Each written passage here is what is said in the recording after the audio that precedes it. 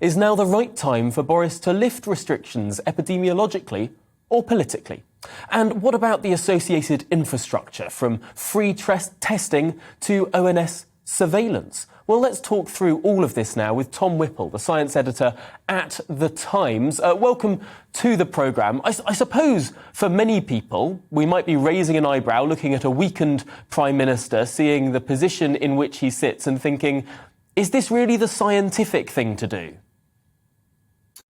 Yeah, look, that's perfectly reasonable, and I can't see a window into Boris Johnson's soul, and he might well have other reasons to do it. But that doesn't necessarily mean that it's the wrong thing to do. And the truth is, we've reached the stage in the epidemic now where this is a political decision, and where there isn't clear scientific unanimity about what needs to be done. I guess the crucial thing is, we are talking about whether it's the right time now, rather than whether it's the right thing to do. I mean, we know that these have to go at some point. So if people are saying it shouldn't happen now, which there are reasons to say that, then they have to say why and when the data would be such that they would say, actually, look, this is time to stop treating this as an exceptional virus and just treating it as one of the viruses we have.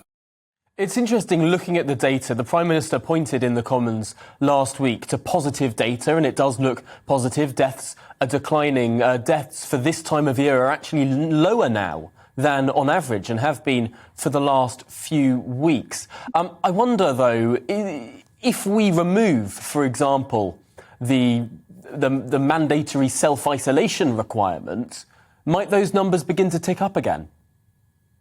That's a really good question and key. And the first thing is, do we care if the numbers tick up? Or are we just postponing infections that are going to happen anyway? Is the purpose of non-pharmaceutical interventions to prevent surges rather than to prevent infections? But the second sort of less theoretical argument is, would people stop self-isolating? One of the things that we found throughout this pandemic is actually people continue to do things voluntarily even after the restrictions have gone. That's why we probably didn't see the surges that were expected last summer.